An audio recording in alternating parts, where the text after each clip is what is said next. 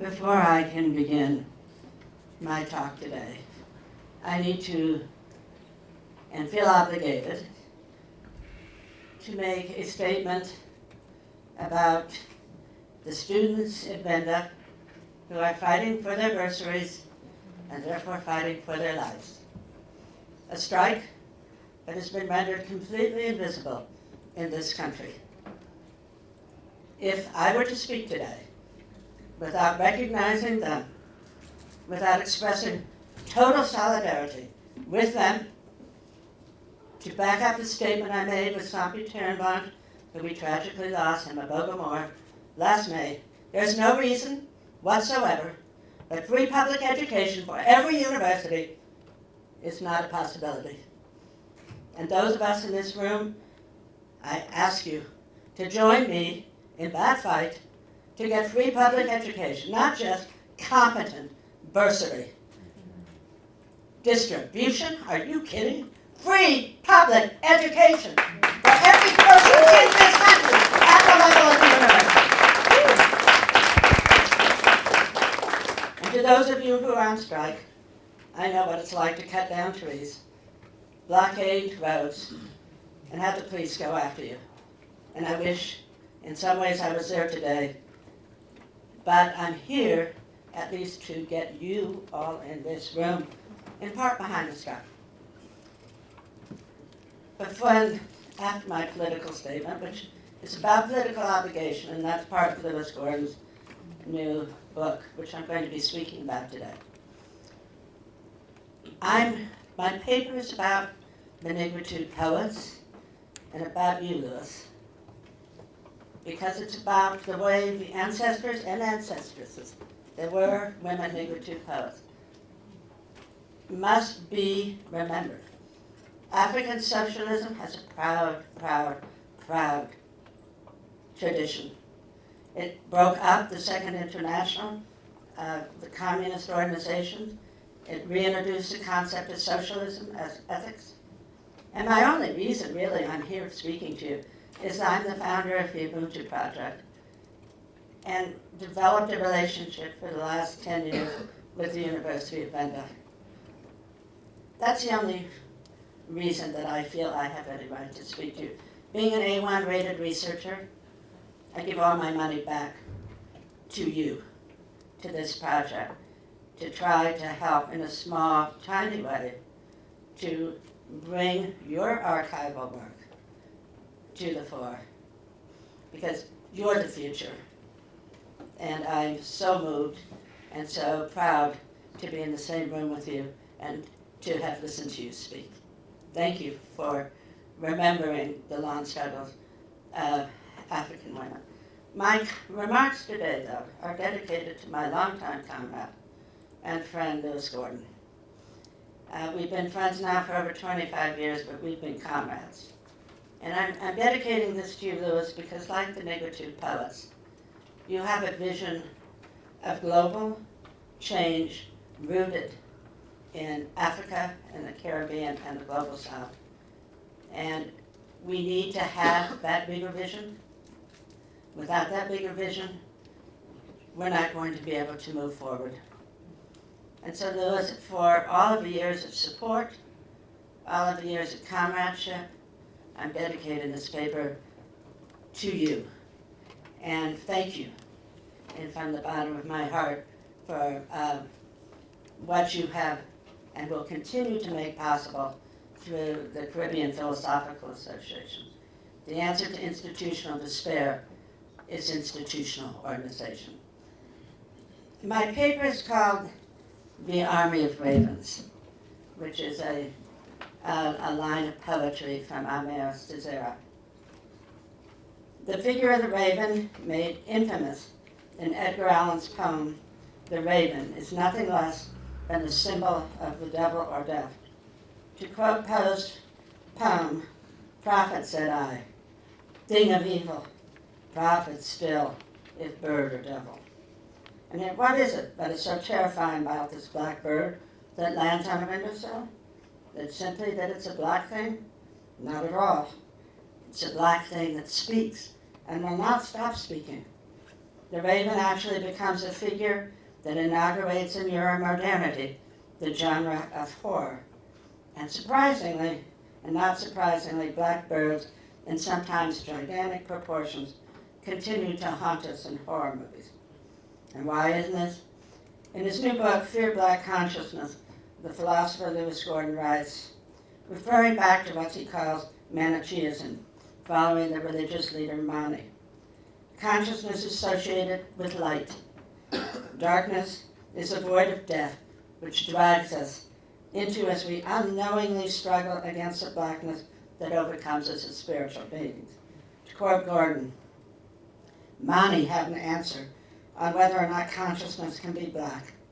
It can't, or it cannot be in its pure form, because consciousness understood as spirit only relates to blackness as something to avoid. Black, from this point of view, is entirely material, drags consciousness down. Human beings, especially those who are dark, are akin to animated corpses or zombies. The goal then is to free consciousness, which is ultimately good, spiritual, and yes, white, from the material body of evil, materiality, and darkness. End quote. In the two poems I recite today, the raven is used differently.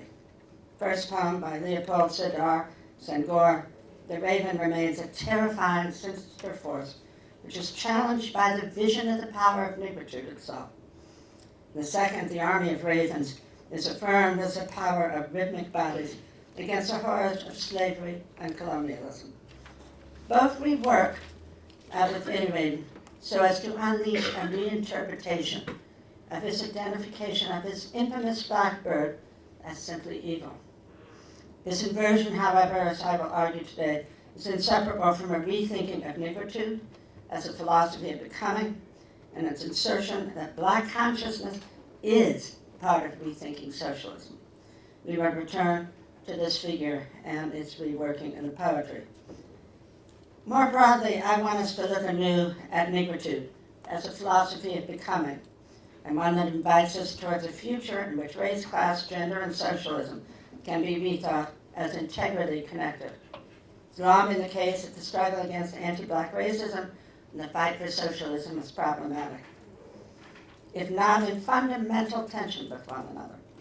Jean-Paul Sartre's rightfully controversial preface to the first edition of negritude poetry, which he entitled Black Orpheus.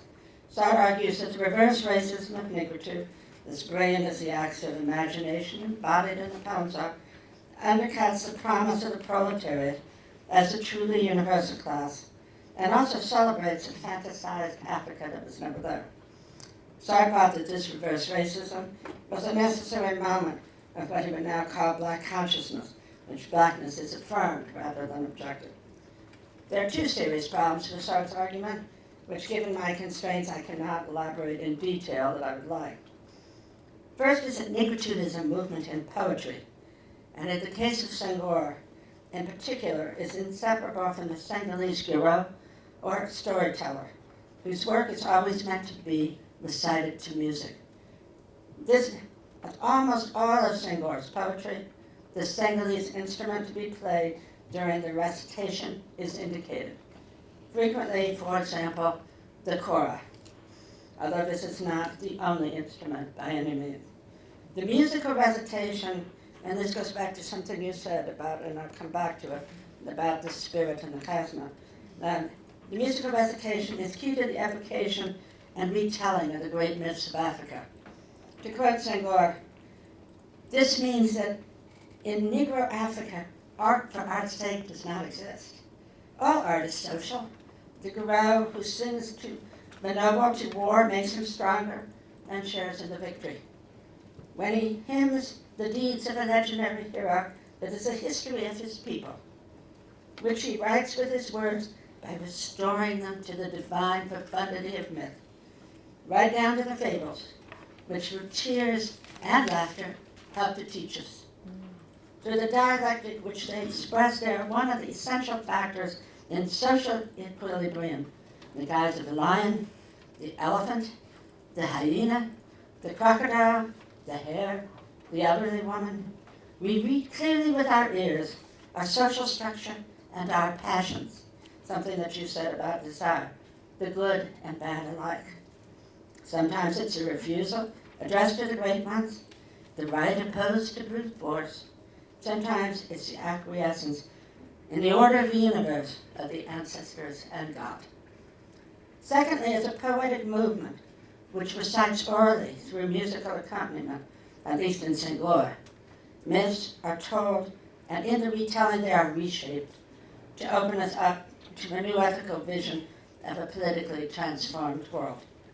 It's a serious error to think that this retelling, a recitation of myth, takes us back to a fantasized African past, as some suggest. Instead, the very poetry in which the message is embodied opens us up to a future of new possibilities and the transformation of what it means to be human.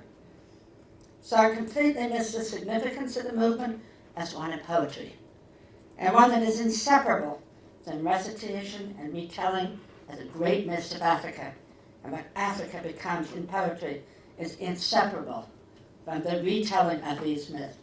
Again, to quote Senghor, the African Negro image is therefore not an equation image, but an analogy image, a surrealist image. The African Negro has a horror of the straight line and false right word. 2 and 2 does not make 4 but 5, in the words of the poet Aimé Césaire. The object does not signify what it represents, but what it suggests and creates. The elephant is strength, the spider prudence, horns of the moon, and the moon is fertility. Every representation is an image, and the image I reiterate, not an equation, but a symbol, an ideogram. Not only a figure image, but substance, stone, earth, copper, gold, fiber, as well as line and color. Any language is wearisome that does not tell a story. End of quote. As Lewis Gordon reminds us, myth seeks meaning and the stuff of meaning in its retelling. And Lewis, I'm sure, will speak to you about some of our great movies, including the Black Panther, as a retelling of myth. Thus, the appeal to the ancestors, to the great myths, through the recitation of poetry, not nostalgia for belonging to an imagined past, but an opening to a symbolic transformation to how we see and live in the world. Such failure to understand nigritude as a poetic movement. And I maybe need a little bit of water. Okay. Ironically leads him to appeal to another myth, Orpheus, and to belie the movement's inherent politics. Am I then agreeing with Gordon that the assertion of black consciousness is always political, and I would argue socialist? The answer is yes. And I believe that Gordon is one of the first contemporary philosophers to walk through the door that the nigritude poets opened in their relation to the rethinking of socialism. To quote Gordon, whereas black consciousness may be originally linked to the role consigned to the black in an anti-black society, black consciousness is organically linked to the critical question of transforming the society that produces such practices.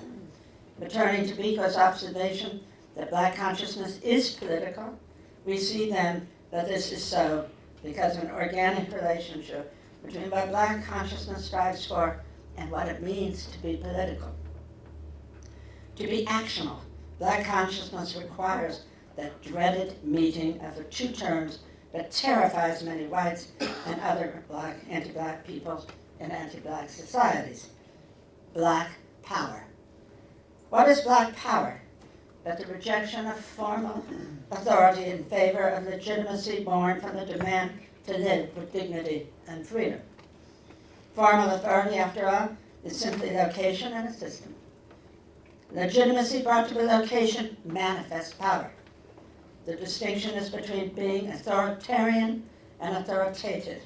Black power then is not only the ability to make things happen, which the case would be the legitimation of the lies from the force of repression, but also the manifestation of legitimacy, justification, authoritativeness, worthiness, in a word, the right to exist End of quote from Gordon. Is class consciousness then to be pitted as start thought against black consciousness? If we follow Gordon, I do, the answer is no. There's no class consciousness, no rethinking socialism without black consciousness. Black consciousness demands black empowerment, as Gordon tells us. Black empowerment is inseparable from the struggle against capitalist oppression, which by definition curtails the options of all people who live in a racist society. Any theory of class that does not move for black consciousness will be racist. To underscore this point, because it has been so misunderstood, black consciousness as political is a demand for the practice of a new humanity. And without proceeding through black consciousness as pointing us to a new practice, to a new way of being, then what we call class will always return to the racist divide between white, brown, red, and all the other colors we can possibly imagine. Is black consciousness then carries with it a new universality? I agree with Gordon and of course our great ancestors in the negritude movement. That answer is yes. In particular, negritude poetry offers us a way of thinking about anti-black racism and the struggle of socialism through a materialized African spirituality of rhythmic bodies. Senghor in particular claims the work of the French philosopher Henri Bergson, of whom Césaire is much more critical.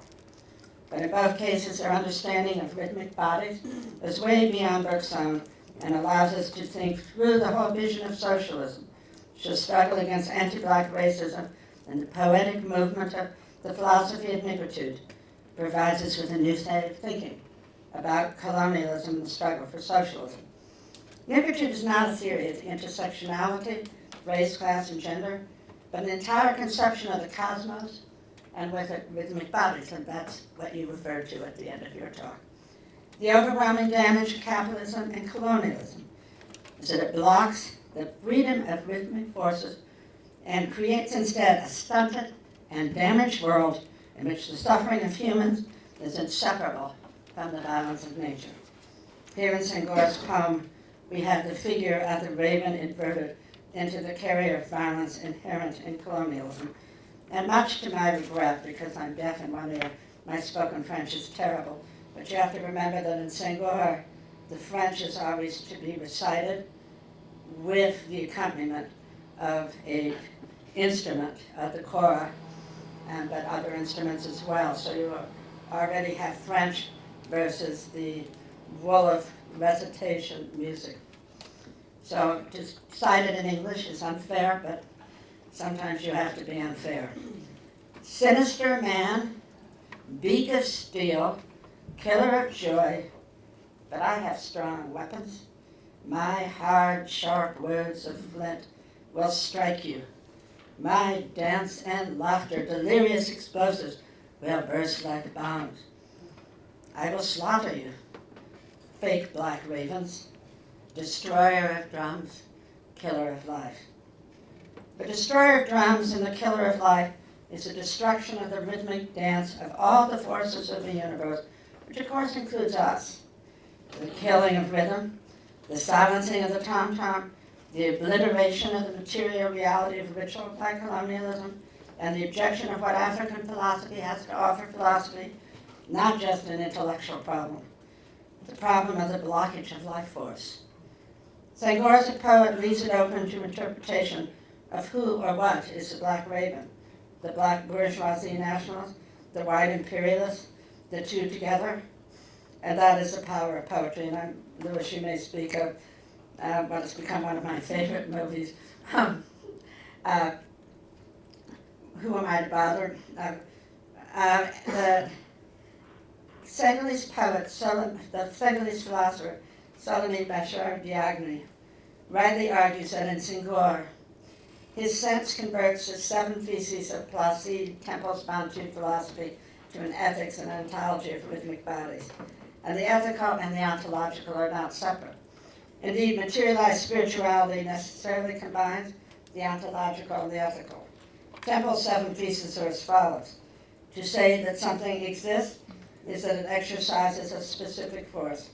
Every force is specific as against pantheistic interpretations, and so what's asserted here is the existence of a monadic individual force. Different types of beings are characterized by different intensities and types of forces. Each force can be strengthened or weakened, as Senghor puts it. Forces can influence and act upon each other in virtue of their internal natures. The universe is a hierarchy of forces organized in their strength, starting from God and going all the way down to the mineral through the founding ancestors, the grand dead, living humans, animals, and plants. Direct causal action involves the influence of more being or stronger force, or less being or weaker force. As Biagni writes, Senghor then adds three more theses, and these three theses are, to quote Biagni, one of our great African contemporary philosophers, what counts the individuality of a given force is rhythm. We are open ourselves to the object, the art object in particular, by means of a rhythmic attitude that puts us on the same wavelength with it, with its rhythm. That is what it means to be in touch with spirituality. The harmonious combination of rhythm in a work of art depends on force rhythm, which orders the whole into an invisible organic unity. And I would say this is very much elaborated by another great contemporary philosopher, Mbogo Ramosa, from Ur, South Africa, who wrote the first book on Ubuntu.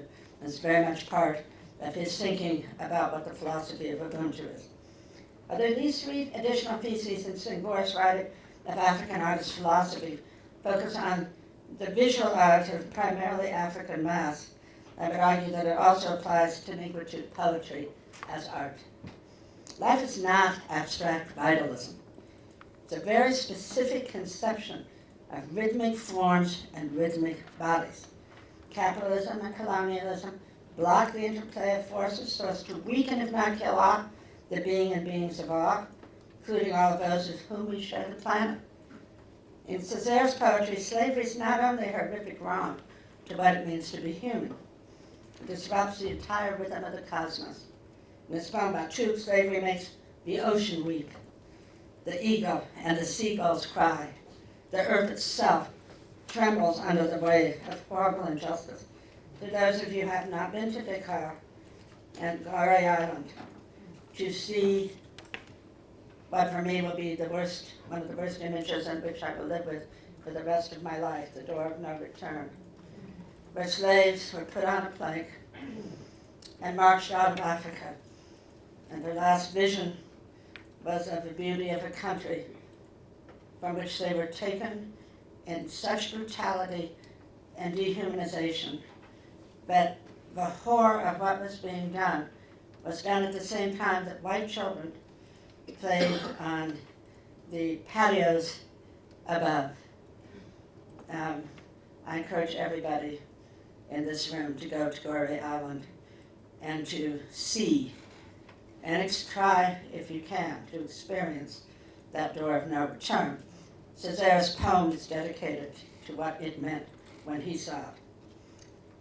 Having raised to the point of transparency the narrow sex of the dusk, the tall Negro in the morning to the depths of the cracked stone sea takes on the hunger fruit of knotted cities. Oh, over the intimate void, spurting to the rage of the sight, the injunctions of severe blood. And the ship flew over the crater at the very threshold at the eagle-plowed hour. And the ship walked in calm boots of shooting stars, in wild boots of chopped-off wharves and dress armor. And the ship let fly a volley of mice. A Wolof dancer was dancing on points and signaling from the highest mast. All night long he was seen dancing laden with ammo and alcohol, bounding to the level of the fattened stars, and released an army of ravens. The army of ravens connects Black consciousness with the struggle against slavery, but it is also a cry for unleashing this force against the horrific violence of colonialism, the name of a dance that was thwarted but never stopped. The army of ravens is indeed a different, inverted metaphor than the one used by Senghor for the ravens that keep pushing us into flight towards a new possibility of an utterly transformed world and cosmos. In that transformed world, for both Senghor and Césaire, is impossible without the end of capitalism and the effort to build a socialist society and state, indeed a federation of nations that might ultimately lead to a world government. Negritude for both Césaire and Senghor equals humanism, equals socialism, and a transformed relationship of human beings to nature, in which we no longer stand over and against it. The army of ravens for Césaire goes beyond Bergson's notion of Duray, even though, as I've written, Senghor himself saw Bergson as a strong ally. For Césaire, Bergson's notion of Duray, while rejecting a conception of matter as dead and static, leads to something that the philosopher Liz Gross has called a microcosm of slow evolving change. But for Césaire, creative evolution, that's Bergson's term, is not nearly enough. We need to unleash a force, an army of ravens, and think of those kids cutting down trees, regretfully because they respect the trees, to build a barricade and to demand from the government just the ability to continue their education and live. But to overcome the devastating brutality of colonialism and capitalism and the violence which has thrown the cosmos itself off its hinges, the possibility of a revolution, of a truly new, and this is your point with us about hope, burst through the cries and poems of the Negritude movement. Cry of Negritude, of course, was about how black humans should matter. As Gordon reminds us, whites can desire black bodies while denying black consciousness. There's another movie that Lewis may speak to you about called Get Out, which literally is white people wanting to appropriate black bodies and put their brains into those bodies. It's a horror movie, and truly it is intensely scary. The cry of the black man and woman is not the reverse racism.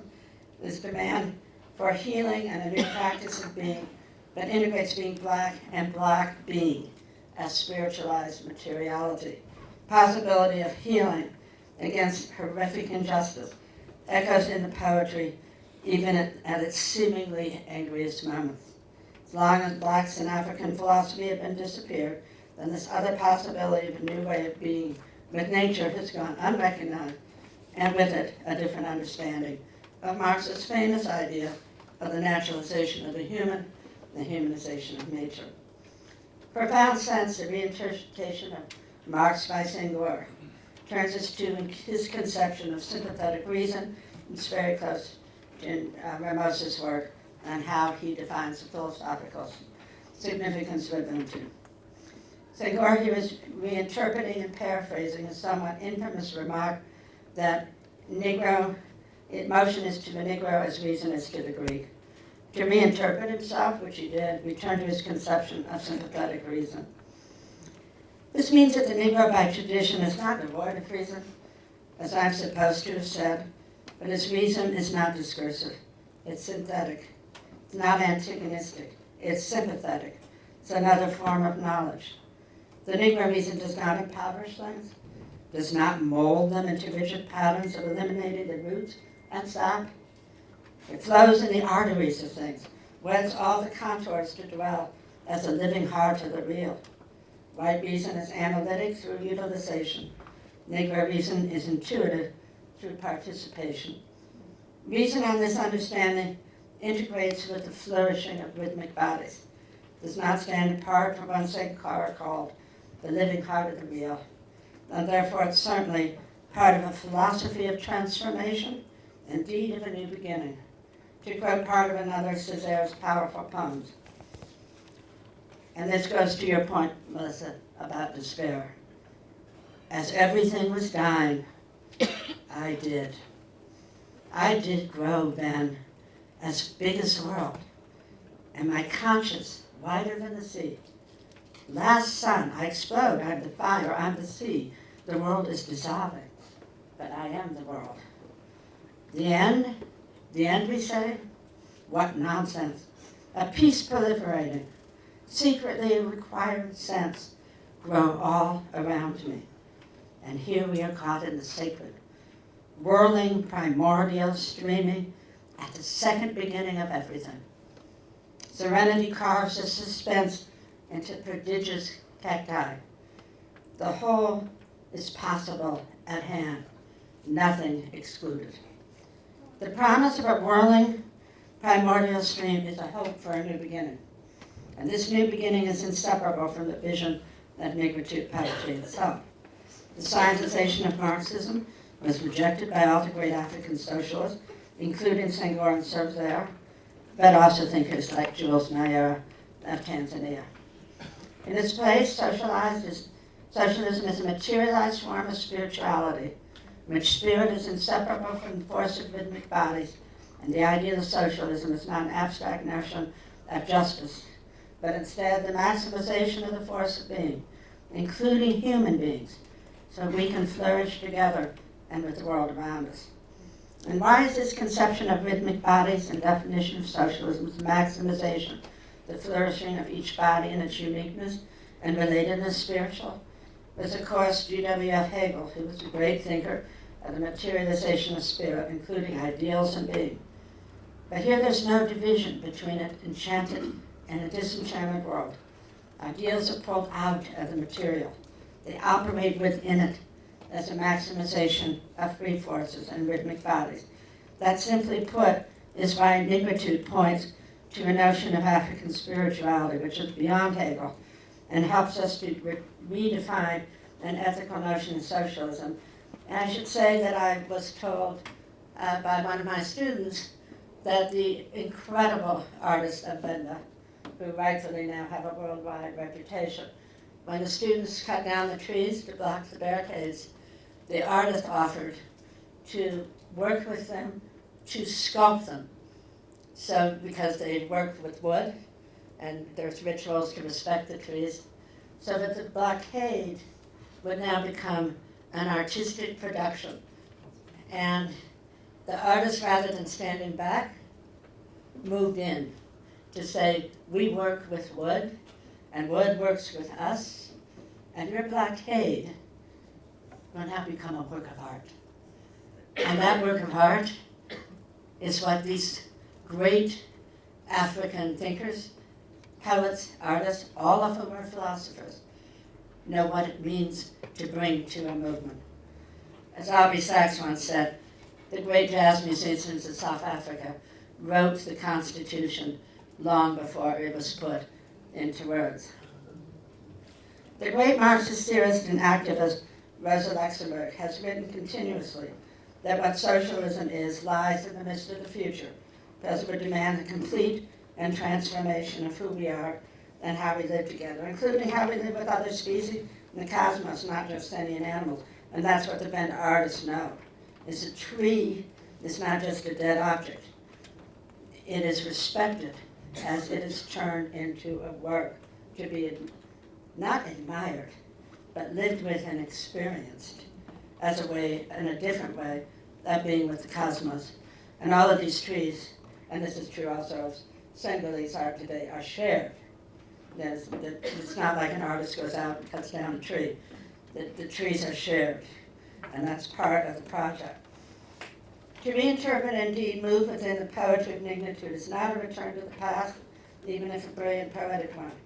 I'm suggesting that the integral connection between anti-black racism, decolonization, and I've had more time, ethical feminism, and now I really wish I had more time given your remark, and a new spirit of the human as rhythmic unfolding points to new ways of becoming together. Though it's beyond the constraints of my time today, Senghor in particular speaks of his new race as descendant of the Queen of Sheba. Again, Gordon, in his rich reworking of history, shows us how figures like the Queen of Sheba is claimed by almost all religious and spiritual traditions. But for Senghor in particular, the race evokes a mother who will give birth to a new human being. One, of course, who respects the Queen of Sheba as giving life to this very new, diversified race. To speak to your son, Melissa, we think of as a new humanity. Senghor proudly proclaims himself as kneeling before this great ancestors, this great mythical figure of the mother, that completely shakes up the norms of masculinity we associate with European heteronormativity. So do I find Senghor a comrade in the spirit of ethical feminism? The answer is I do. All these poets were communist activists, and their communism was not an aside to their poetry. That is because their poetry evokes the necessary connection in revolutionary transformation between what the African philosopher and sociologist Paget Henry has called the vertical and horizontal aspects of revolution. The inversion of the figure of the raven, done differently, is significant because the terror of a raven has rightly been passed down in Eurocentrism.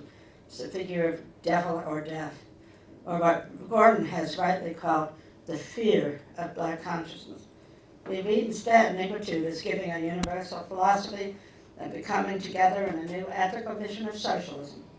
Then it's up to those of us who have been positioned and have an identity as white to embrace rather than shake in terror at the figure of the raven.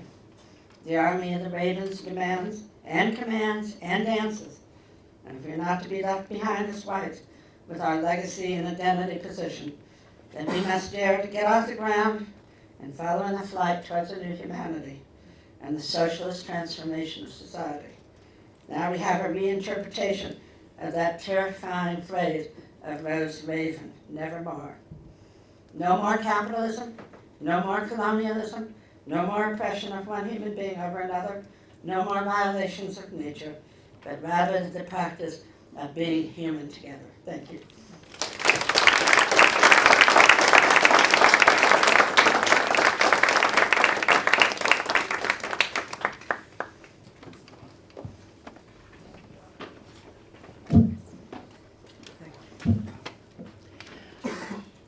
So we only have one mic.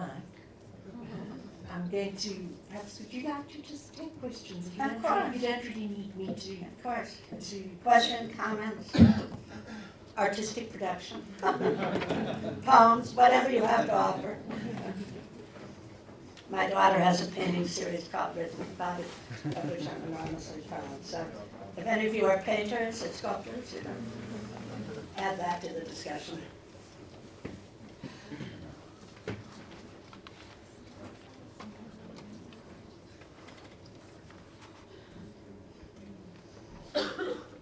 anybody? Everybody's caught in a moment of profound reflection. I think that's exactly what you've done to us.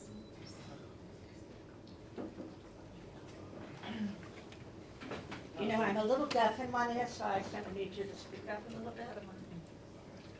But to be more specific to South Africa, would you say that we are still on a path to a socialist transformation, or we're stagnant in some way, given your talk? South Africa, do you think those still on a course towards socialist transformation or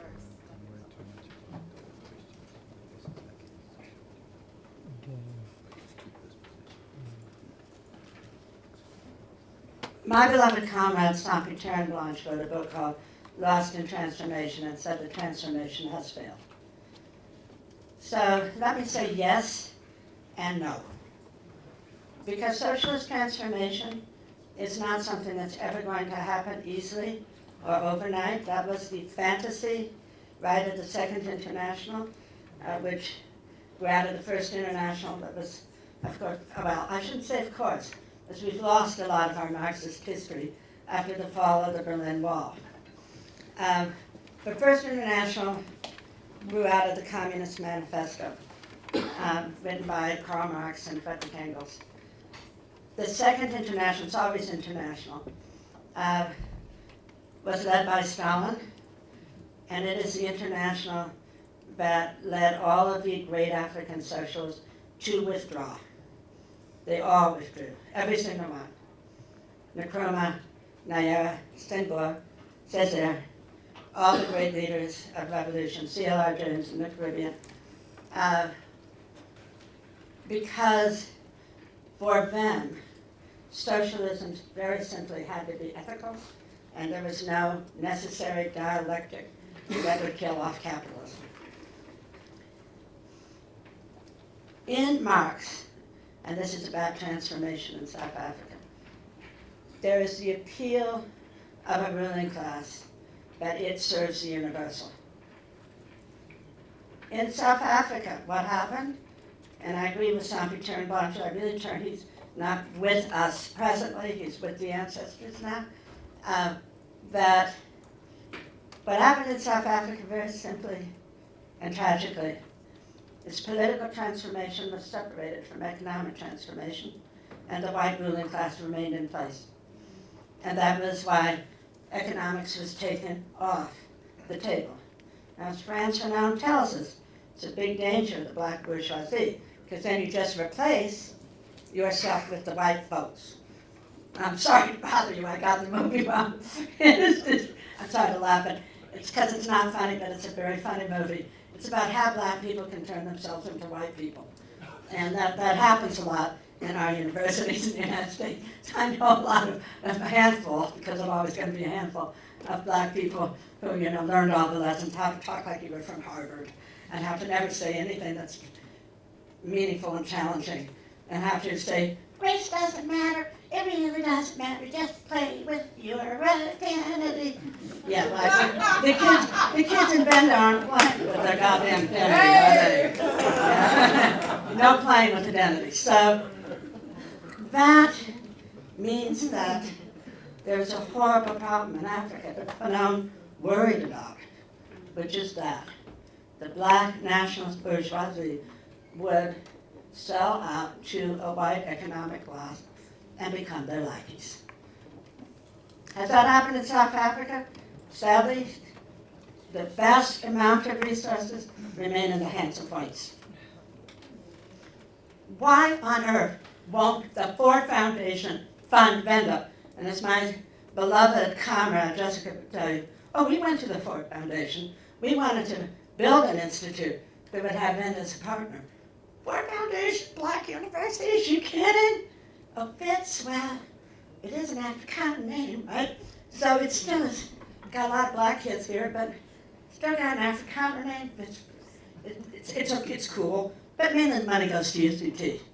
Ford Foundation doesn't fund one black university in South Africa, and are an adamant connection to Venda made we didn't get any money.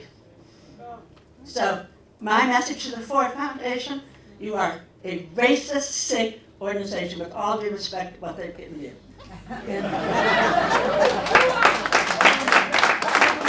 Until we talk this kind of frank language, we're not going forward in South Africa. And that said, transformation is always possible. It's happening. It's going on everywhere. And we all have to find our place in it. So that's why I said yes and no. Things can always look grim.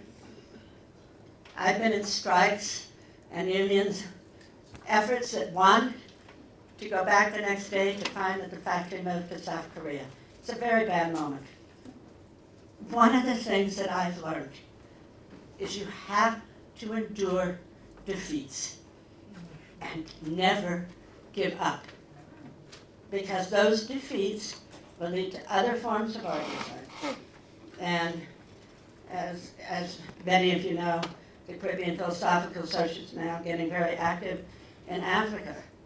One of the things we can all do is try to find places in your work for the struggles that will enhance transformation. The expropriation bill is a great step forward.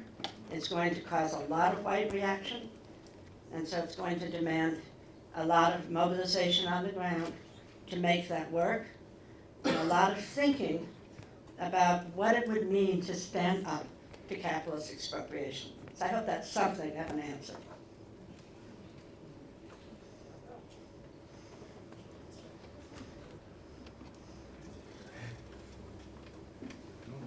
Got a mic here?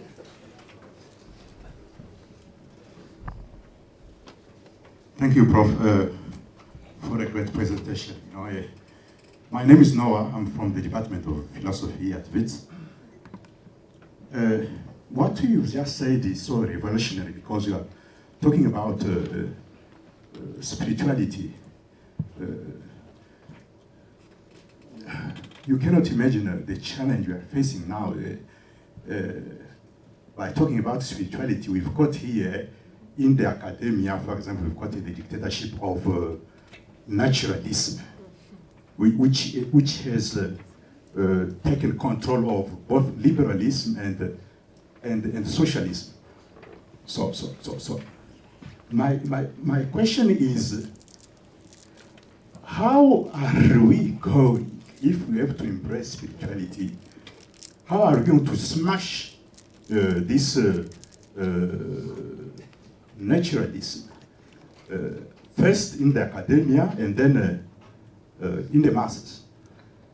And secondly, finally,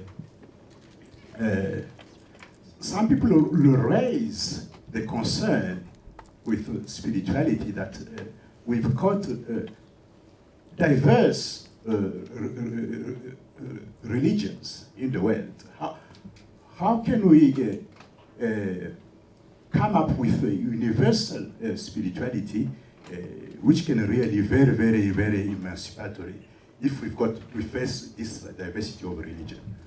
Thank you. Wow, that's a very important and huge question.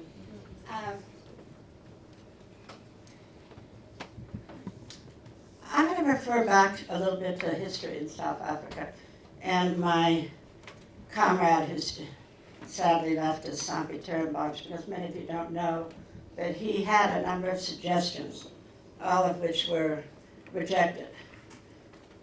When Mandela became president, as many of you know, there was supposedly going to be a reconstruction and development program. And socialist economists from all over the world were asked to attend and be part of thinking through all of your questions. Now here are some of the answers of that group of economists, many of whom, of course, were from Africa. Because what happened to Senghor, Nyerere, Nkrumah, is not that they simply went down because their people didn't believe in the African philosophies. They didn't have a way of thinking through how to run an economy that could be self-sustaining. And so, therefore, they borrowed money from what Fanon would later call the financial terrorists, the IMF and the World Bank. Senegal now owes $1.6 trillion to these institutions, and I'm proud to say they have no intention of paying it back. As you know, Mandela paid back the debts of the apartheid government. Sampi Terenbosch said mistake number one.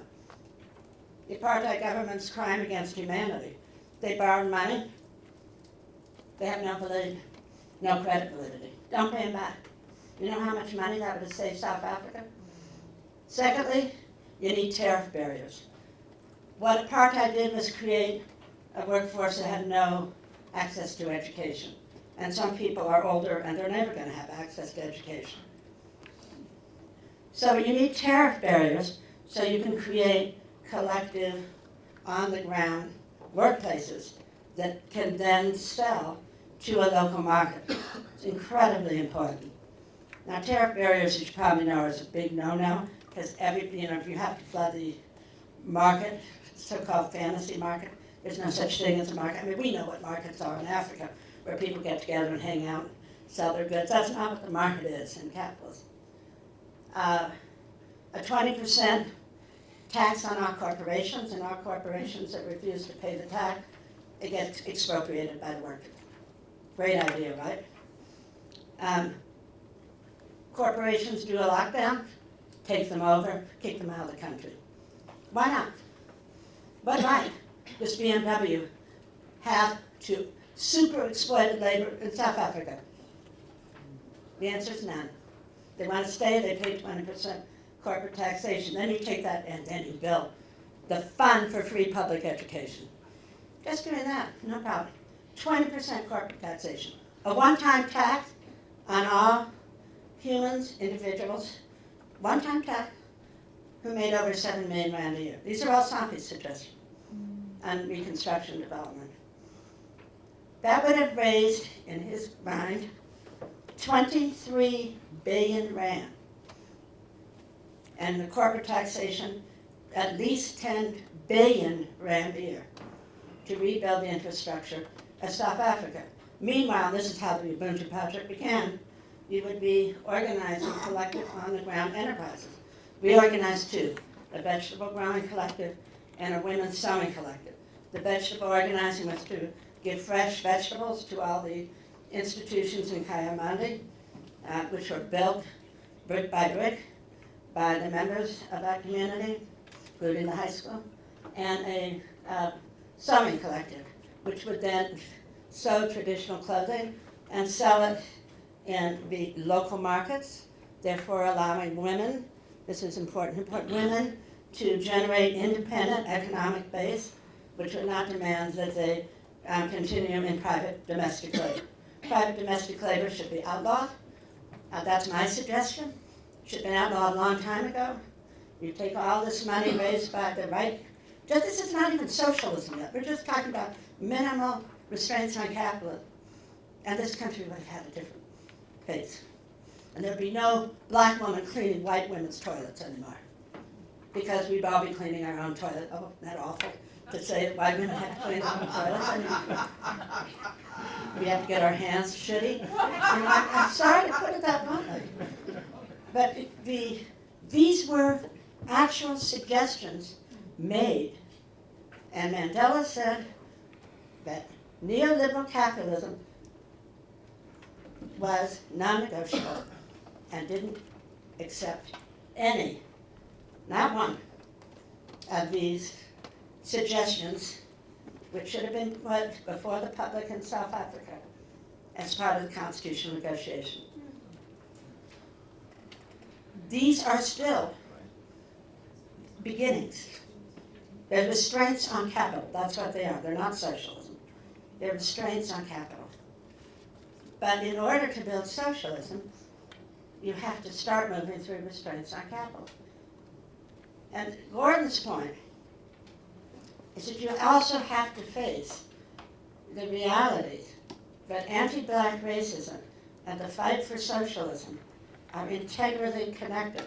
And that's actually part of your history in negritude poetry. You know, it's not like, oh, I'm anti-black racist, and then there's a fight for socialism. No. A super exploitation, as Rosa Luxemburg tells us, is inseparable from capitalism. It will always exist. So to end super exploitation means to move through anti-black consciousness, which is therefore inherently political. And black power is not just about black people, it's about the transformation of all of us together. So what I hope Crystal Blanche, Sampe's daughter, is putting together Sampe's papers, and he had a number of the other economists' papers.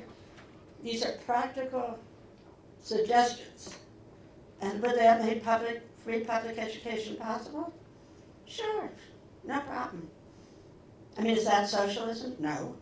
But it's a giant step forward.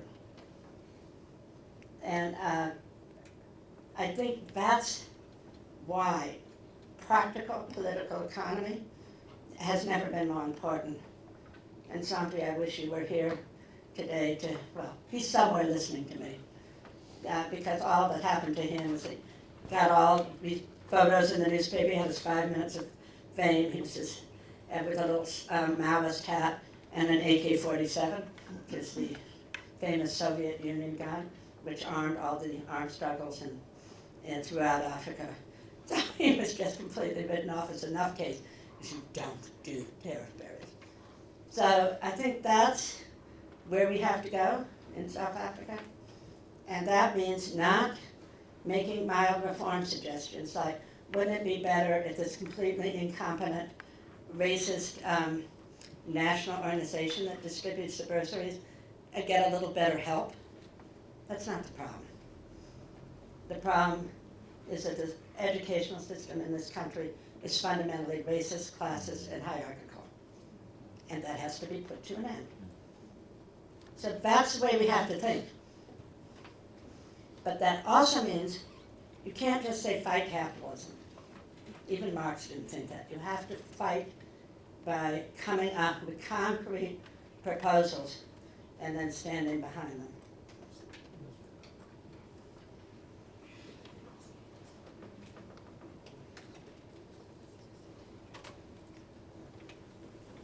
And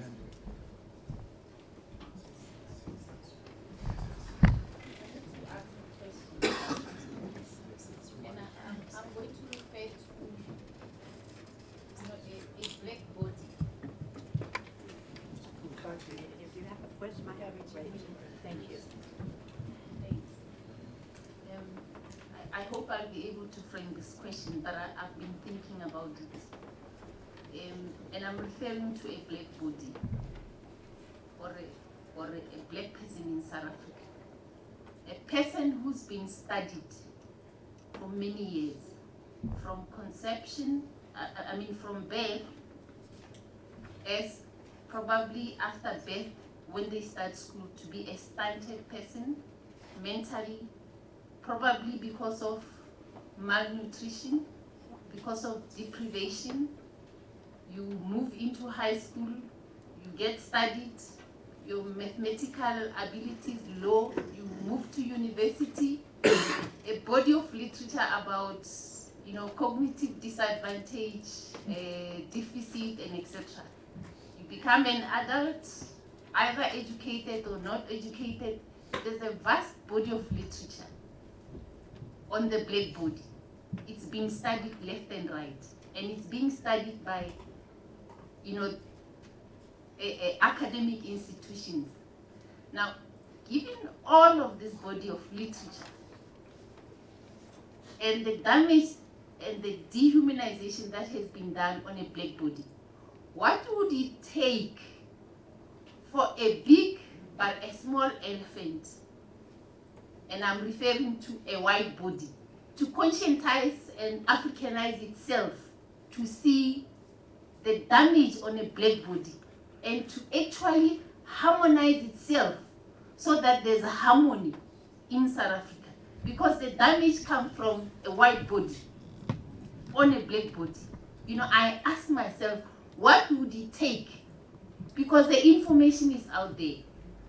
The extent of the damage, the perpetrator of the damage, what would it take for a white South African to conscientize? Often when we talk, a black body, it's always a problem. But the problem is actually a minority, but a white body. And it's big because it's got the economy and etc., what you've been referring to. And I battle to try to understand. We generate all of this and then we file. And that information is not helping us to move forward. I don't know. Wow. I feel so deeply addressed and moved by your questions. I'm going to actually try to give a little bit of an answer to that. And I'm going to start by an example, and then I'm actually going to speak, if I can, to how I got involved in anti-black racism, actually long before I met my comrade Lewis Gordon, but perhaps that's why he's my comrade. The Newark Law School in 1968, after the assassination of Martin Luther King, all of the so-called ghettos in the United States rose up. And the Newark Law School was in the middle of Newark, which was considered a ghetto. And they thought to themselves, it's all white. It's 1968. What do we do as a white institution? They decided we're going to take 50% of our law school class from the community. It'll be Puerto Rican and black. They will be taken without LSAT, that's our standardized test. Perhaps without high school degrees. We will institute a fourth year, and our faculty will commit ourselves, white people, to preparing these students to be lawyers. And how did the students apply? They just showed up. I mean, they didn't have the credentials. And that program trained, to this day, 50% of all black male lawyers who are currently practicing in the United States, and 78% of black women lawyers. And the program went down because we don't allow affirmative action, because race is a suspect class, and you can't have quotas. We had explicit quotas, and it was from the community. It wasn't, the ambassadors of Mexico's white. Now, what you said that just moved me, and then all your questions moved me, your presentation moved me so deeply, is that program. I fought for it. I'm very proud of having fought for it. When Martin Luther King was shot, I led a strike at my high school, all-white high school, to shut the high school down. It was one of my more successful strikes. It was myself as a strike leader and my best friend Annie, who cried for the entire strike, which lasted 5 minutes. And I said, white people, you're about to die. That was our slogan for the strike. Which I thought was an important moment for the students to realize that what happened was about to happen. But you're asking me a much harder question. And what do you do with the deepest internalized humiliation? My daughter's a woman of color. That comes with constantly being told that you're no good. In my daughter's case, it was drummed into her head that she wasn't good in mathematics. She's Latina, but Latinas even are supposed, in like the bell curve, a horrible book, to be stupider than black women. Latinas are the worst. They're like, they got movement, they can dance, they're really sexy, and they're really good to do this with, but they can't do math. So you're talking about a systematic support of humiliation that affects everyone who's a person of color. And of course, anti-black racism is at the foundation of it, but in the United States it's against First Nations. There's no Native American. First Nations were there, they were nations. They weren't Native Americans. I think the answer, and I'm going to give an example in my own life, and I understand very deeply that I'm speaking as a white woman.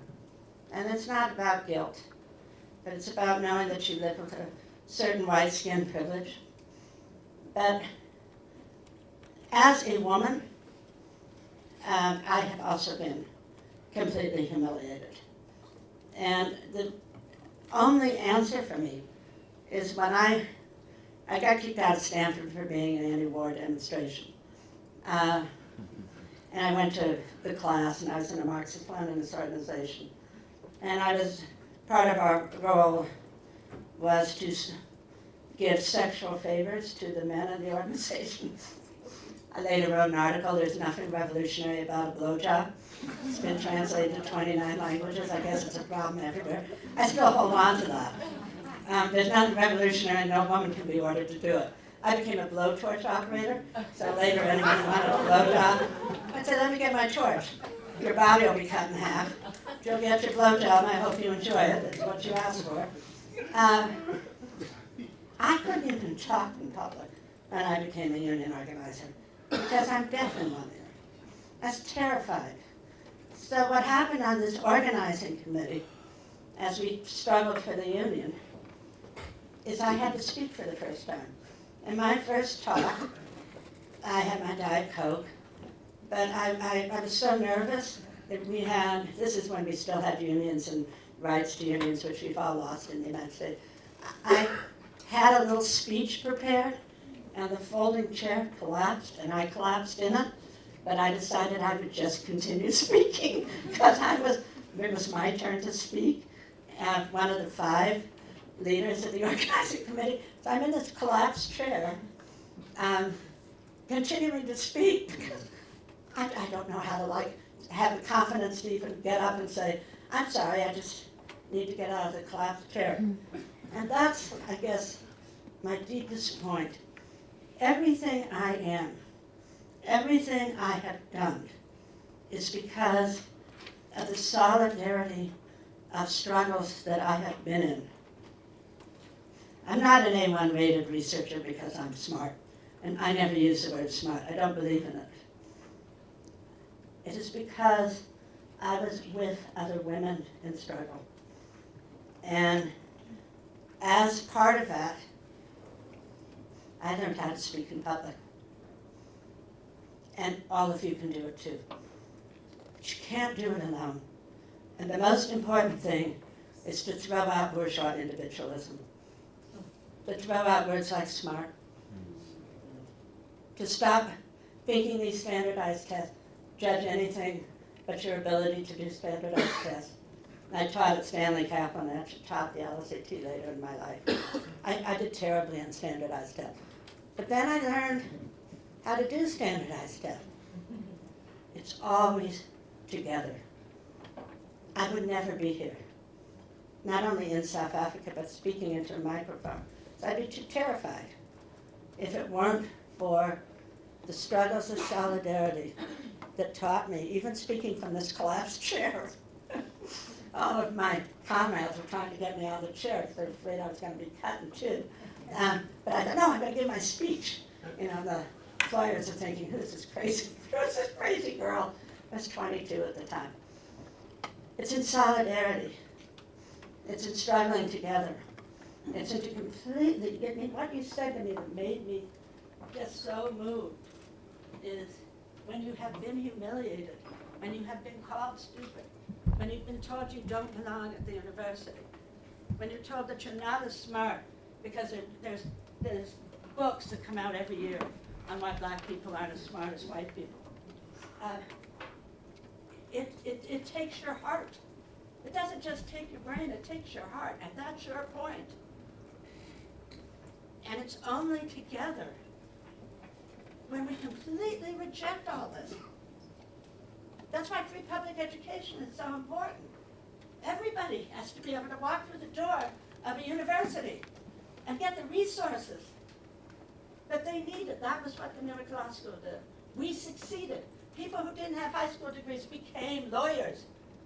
They wanted to be lawyers. That was their dream. Malcolm X wanted to be a lawyer. He was told, well, maybe he can work in a metal shop. The Newark Law School said everybody can walk in here, you will get the resources that you have been systematically denied. Because I know that everyone in this room can succeed. Your point that we can't tell people that they can succeed is absolutely right. Not in this society, not in the United States. But isn't our goal, I'm 68 now, I'm old, but I'm dying with socialism. My last word will be socialism. Is we can change that. So that the despair that young kids feel in the townships, go look at a township high school and see the absolute lack of resources. Then you come to university and people say, they're not smart. But your point is their hearts are broken.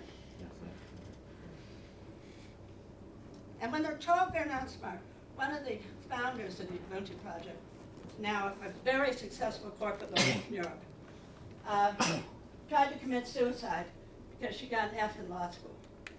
She'd been told that she wasn't smart enough to do it. She got an F in law school, and she tried to kill herself. That's your point about heartbreak. And what I told her is you must never, ever, ever, ever let a white person tell you you're dumb. Because this administrative law professor had every privilege and she had nothing. And she now is a corporate lawyer. And that's, I guess, what you said really got to my soul. The only answer is solidarity and collective action. And the complete, utter, total rejection of the meritocracy. There's no such thing. Every one of you has the merit to succeed. Every one of you. And don't let anyone ever tell you anything less. But in order to do that, we have to recognize what you said. Hearts are broken. And that's why, I won't give her name, tried to commit suicide because she got an F in administrative law. To this day, in these law schools, even though it's constitutionally mandated, living customary law is not taught on the equality of so-called Roman Dutch law and English common law. And this will be my last example. I first came to the University of Cape Town, the National Research Foundation Chair in Indigenous Law, customary law, and the dignity jurisprudence. That was my title. That's a fancy thing. And of course I got it because I was a foreign white person who didn't know anything about indigenous values. I educated myself. Well, the students at UCT were flunking a class called the Licks. Because in Roman Dutch law, there's no duty of rescue. And so they were all failing. So they had a law school exam, and they would say, well, if the law is so unjust, I can't possibly say that this kid couldn't be rescued. In our English law and Roman Dutch law, you don't have a duty to rescue. If you walk by a drowning child, you can walk right by.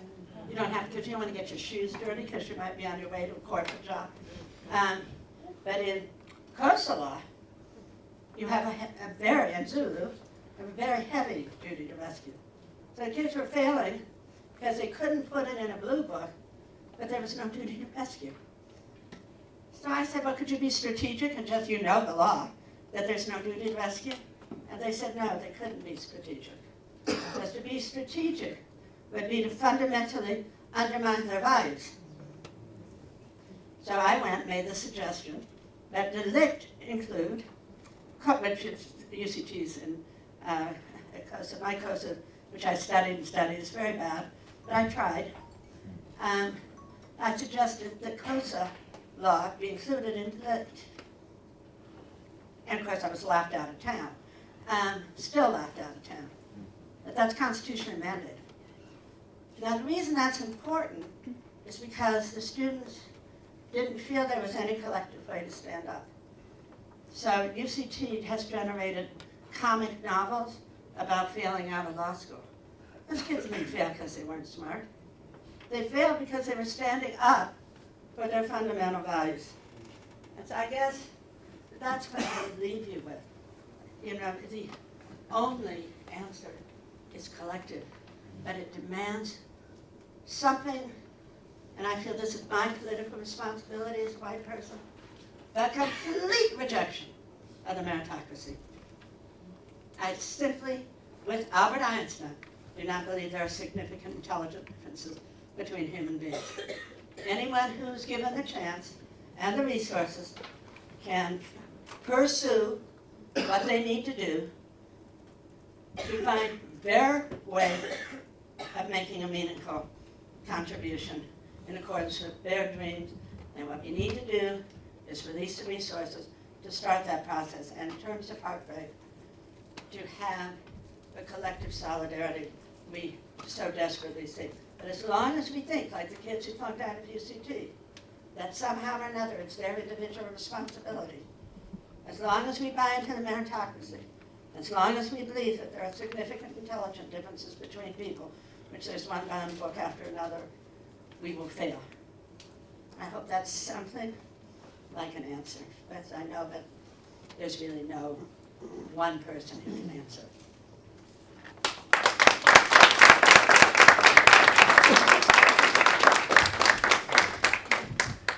Drucilla, thank you so very much for this don't know, I really don't actually have a word for what I think we're all feeling, for giving everything. I'm actually just going to leave it at that and just say that we are of course running late. And so if we could just take a 10-minute break and come back, otherwise we're going to get into Professor Stevens' time. But thank you, truly. Great. Pleasure,